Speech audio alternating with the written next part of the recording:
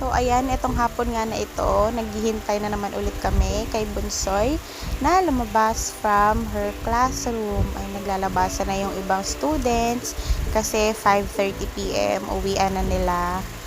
Ayan, nakalabas na si ate at ang kanyang tita Hana. Well, most of the time, ganito talaga kami waiting game kay Bunsoy dahil medyo masipag siyang magsulat. So, ayan, mga students naglalabasan na, marami pa sila, and while waiting, TikTok muna si ate at si tita Hana habang naghihintay kay Bunsoy. Ayan.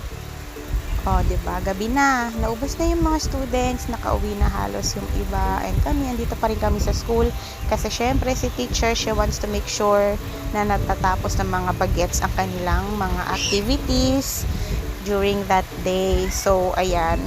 At dahil nga medyo masipag ang Bunsoy ko, waiting game talaga kami. At yan, nakalabas na nga siya. Ayaw niya pa akong pansinin. Oh, ayaw niya akong pansinin, guys.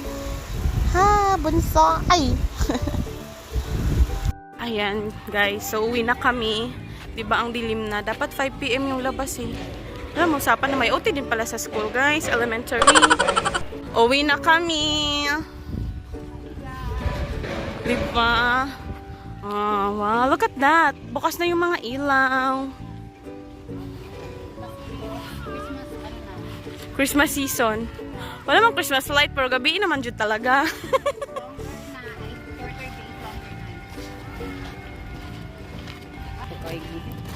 Hindi niya rin naman nauubos dito. Man, siya top 3. Wala na gyud kay estudyante diri oh. Mga teacher na. Oh, diba? Mga teacher na lang ang ato sila. Kami na lang yun diri, guys. Oh my God. Oh, ha? Sayo-sayo pa siya. Bisag late na siya ni Uli. Oh, grabe handyod. Nalingaw siya. Narimin siya.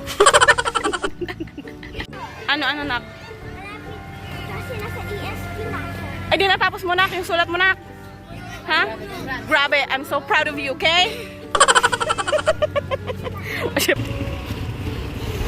Ayan, thank you for watching. So, ayan, ganito kami halos everyday. If not everyday, almost. Thank you.